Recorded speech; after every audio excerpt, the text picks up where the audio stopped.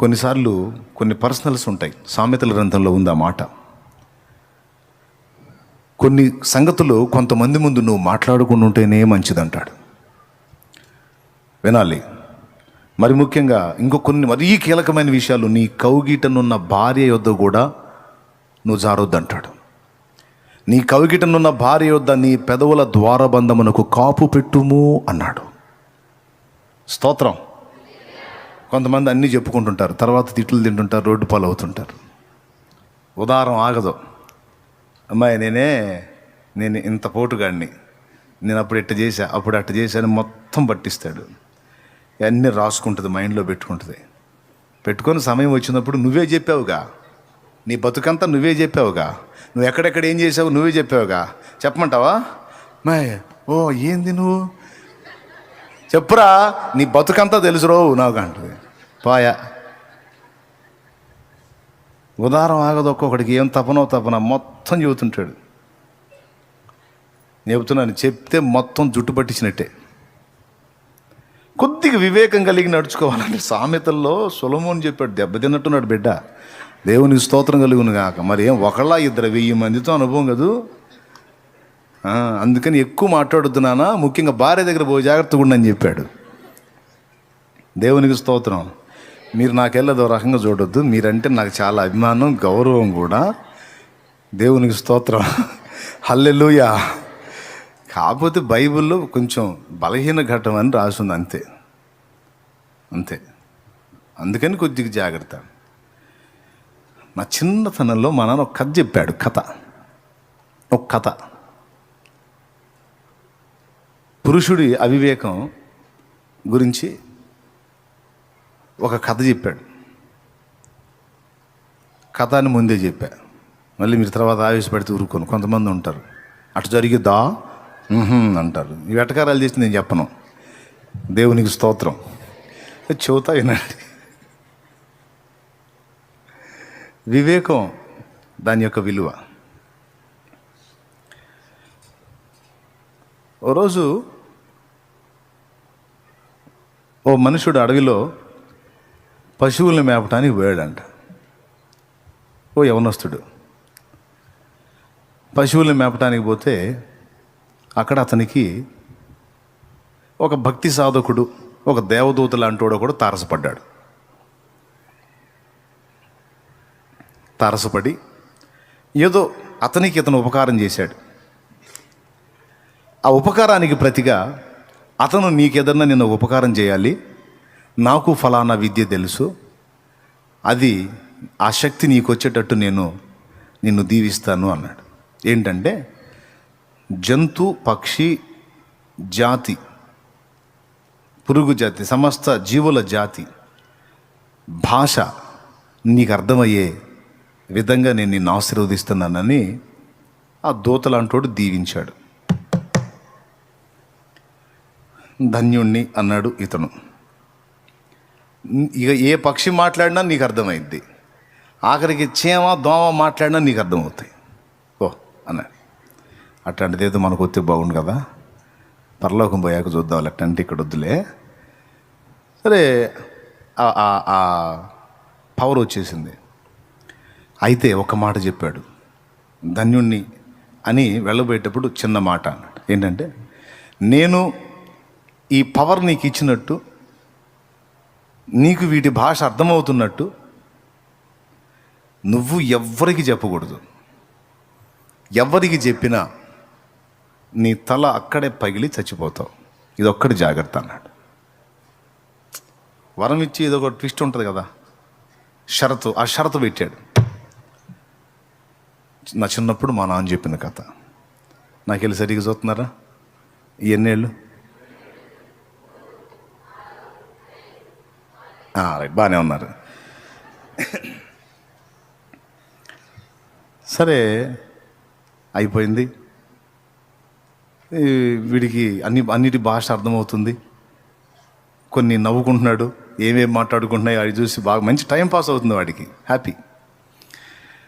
కొన్ని రహస్యాలు తెలుసుకుంటున్నాడు, ఏదో కొంచెం ఉపయోగపెట్టుకుంటున్నాడు, అంత బాగుంది. భార్య వచ్చింది, పెళ్ళయింది, భార్య వచ్చింది, మంచిగా కాపురం. క్రొత్త కాపురం స్టార్ట్ అయింది సంతోషంగా అలాజాలంగా. ఓ రోజు వాడు పందిరి మంచం మీద కూర్చున్నాడు. ఎవరు? భర్త.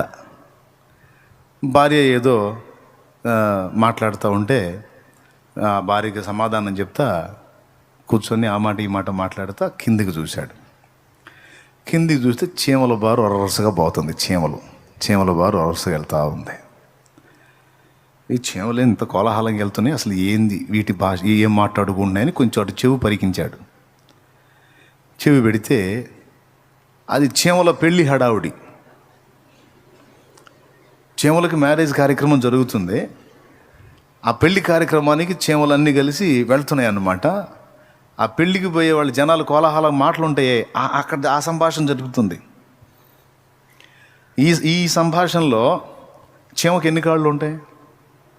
4 కాళ్ళు ఉంటాయి అనుకోండి.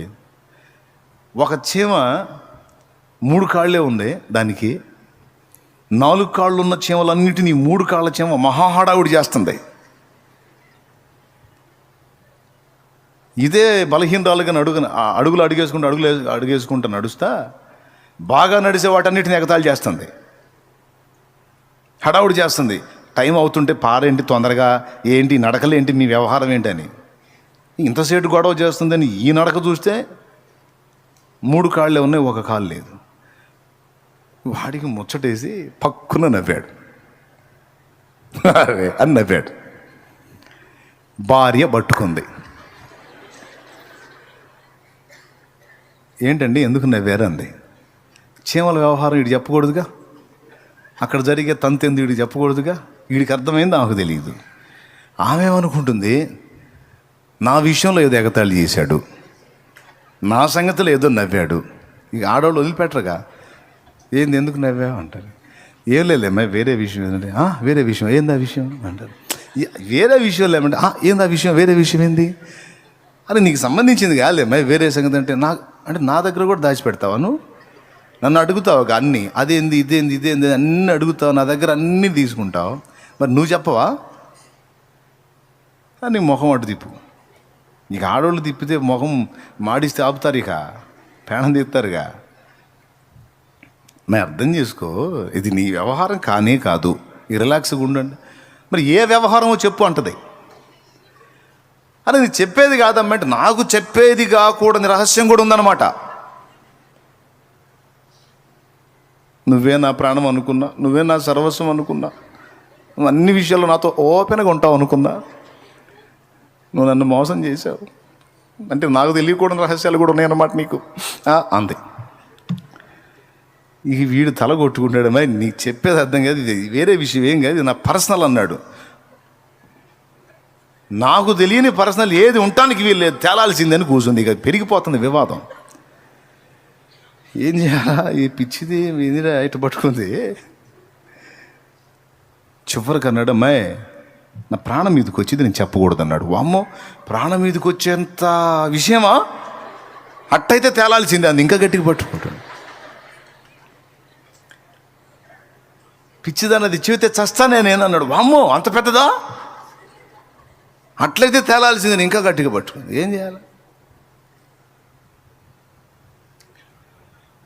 సరే జాలి పడిద్దని, అమ్మాయి సరే ఇంత మొండిగా పట్టుబడుతున్నావు, చచ్చిపోతున్నారు చెప్తే నేను,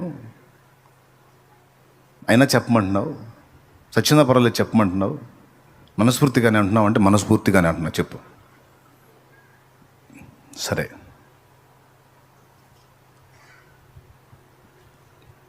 చివరిసారిగా నీ చేతుల మీదుగా తలంటూ స్నానం చేస్తాను అమ్మాయి, తలకు పోసి నన్ను చావుకి సిద్ధపరచు అన్నాడు. ఏం పర్లా, కుంకుడికాయలు కొట్టింది, చక్కగా మొత్తం రెడీ చేసి పడేసింది, నీళ్లు వేడివేడి నీళ్ళు తోడి పెట్టింది. ఇక నాకు చెప్పు సావు అని.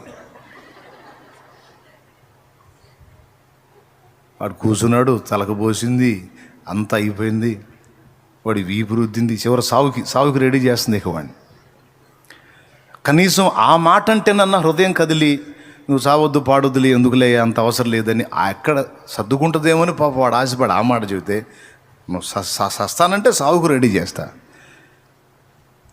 సరే అయిపోయింది, తలంటి స్నానం చేసి చివరిసారిగా నీ చేతులతో అంత అన్నం కడుపు నిండా తింటానమ్మా అన్నాడు. ఫలానా పదార్థం నాకు వండి పెట్టి తింటాను, చస్తాను కాబట్టి అంటే అక్కడన్నా హృదయం కదిలిద్దాం. లేదు, అడిగినన్ని చేసింది, శుభ్రంగా దగ్గరుండి వడ్డించింది, మొత్తం తిను, చెప్పు, సావు. బాధ కలుగుతుంది, ఏడుపు వస్తుంది వాడికి. ఇంత దారుణమా, ఇంత కాఠిన్యమా, ఇంత మొండితనమా? మీరు కాదు కానండి, కొంతమంది ఉంటారండి ఇట్టంటోళ్ళు, ఆడవాళ్ళు కొంతమంది ఉంటారు పాపం. వాడి దినం పిండం మొత్తం చేస్తారు వీళ్ళే. మీరు కాదు, మళ్ళీ నా మీద ఏమైనా అనుకునేరు మీరు. కొంతమంది ఉంటారు అట్ట మొండోళ్ళు, సాగు చేసిందాక వదిలిపెట్టరు. సరే, కొంపదీసి మీరు ఎవరైనా ఉన్నారండి అట్టంటోళ్ళు?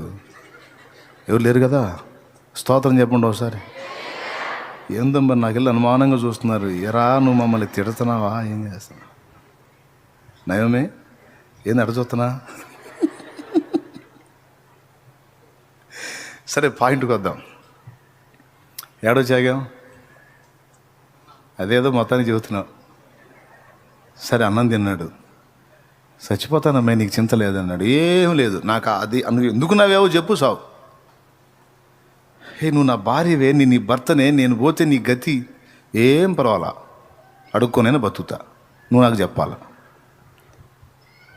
సరే అమ్మాయి, కట్టెలు పేర్చు, ఇక మళ్ళీ నాకు వాళ్ళని వీళ్ళని పిలుచుకొని ఇబ్బంది లేకుండా. మరి నాకు నువ్వు, నీకు నేను ఇద్దరమే కదా. కట్టెలు పేర్చు, కట్టెల మీద బొబ్బుంటాను, నేను చెప్పగానే చచ్చిపోతాను, ఒక్కసారి ఇక నిప్పు పెట్టేయచ్చు నువ్వు అన్నాడు. నీట్గా పేర్చింది కట్టెలు. అక్కడన్నా ఆలోచించి దేవుని ఇవన్నీ నేను చెబుతున్నాడు వీడు. ఏం పర్లా, నువ్వు సావటానికి నేను అన్ని విధాలా సిద్ధం చేస్తా అని కట్టెలన్నీ పేర్చింది. చివరికి కట్టెల మీద పండుకున్నాడు. కన్నీళ్ళు వచ్చేస్తున్నాయి, ఏడుస్తున్నాడు. ఏం కఠినం, కనికరం లేదు. చెప్పాలి, ఇంక చెప్పే, ఇంకేమన్నా కట్టెల మీద కూడా బొబ్బున్నావు, ఇంక చెప్పు. నేను చస్తానే అన్నాడు. ఏం పర్లేదు, చచ్చినా ఇబ్బంది ఏం లేదు, నాకేం ఇబ్బంది లేదు, చెప్పు.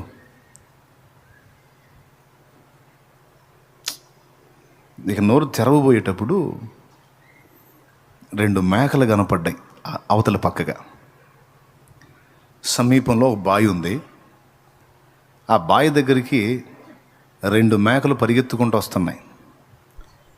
ఒక మగ మేక, ఒక ఆడ మేక, భార్యాభర్తలు అయి 2, వైఫ్ అండ్ హస్బెండ్. నేను పడలేకపోతున్నా, నా వల్ల కాదు, నేను బతకలేను, అమ్మో నేను తట్టుకోలేను, నాయనోయ్ దుర్మార్గుడు నువ్వని ఇద్దరు తిట్టుకుంటున్నారు.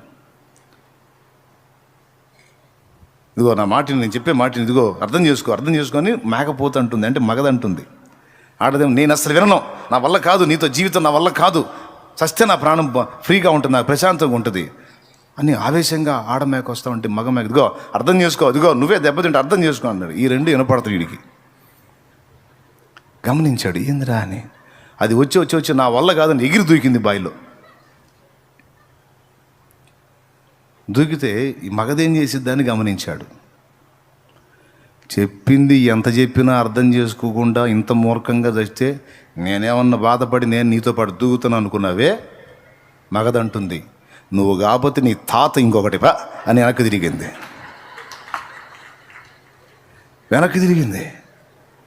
వెనక్కి తిరిగి వెళ్ళిపోతా ఉంది.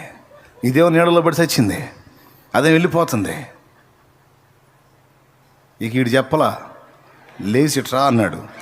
దగ్గరికి వచ్చింది, కొడితే గిర్రం తిరిగింది కాసేపు.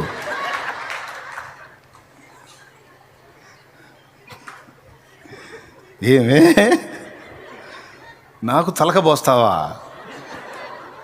నాకు బతికుండగానే పిండం పెడతావా ఉండి, నాకు సజీవంగా ఉండగానే కట్టెలు పేర్చి కట్టెల మీద బొబ్బ పెడతావా? ఇట్లాంటి దానికి ఎందుకు నాకు నువ్వు కాబోతే నీ తాత. దేవునికి స్తోత్రం కలుగునుగా. మనుషుల్లో చాలామంది ఇట్ట ఆలోచిస్తే ఎంత బాగుండు. ఒక్కొక్కడు పోయి రైలు కింద తలకాయ పెడతాడు.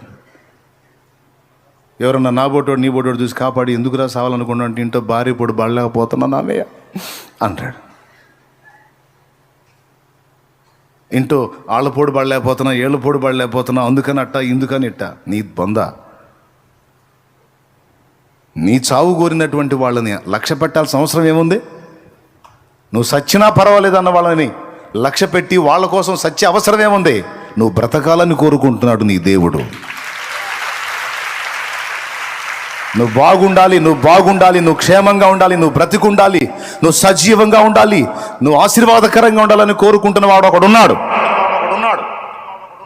నా భర్త నన్ను పట్టించుకోవట్లేదు, ఇట్లా అంటున్నాడు, అట్లా అంటున్నాడు, చచ్చిపోవాలనిపిస్తుంది. తాడేసుకొని, సేరేసుకొని, కిరసనాయిలు దేవులాడుకొని, గ్యాస్ నూనె దేవులాడుకొని, గ్యాస్ ఓపెన్ చేసుకొని, పిచ్చి మొహమా. నీ చావును ఆశించేవాళ్ళు, నువ్వు సస్తే పర్వాలేదు అనుకునేవాళ్ళు, వాళ్ళ ప్రేమ దొరకలేదని ఏడుస్తావా వెర్రి మొహమా? నీకోసం చచ్చిపోయిన వాడు ఒకడు ఉన్నాడు ఇక్కడ. నీకోసం చచ్చిపోయిన వాడు ఒకడు ఉన్నాడు. చచ్చేంతగా నిన్ను ప్రేమించేవాడు ఒకడు ఉన్నాడు. ఎవరు నిన్ను ప్రేమిస్తే అంత, ప్రేమించకపోతే అంత. బోడి ప్రేమ. ఏం ప్రేమ? నా పిల్లలు అసలు గుర్తించట్లా నన్ను, ఇంకా నేను ఎందుకు బతకాలా? బాయాడుంది, చెరువాడుంది. ఎంతవరకు అమ్మా నీ పిల్లలు? పిల్లలు లేరు, జల్లలు లేరు. యేసయ్య.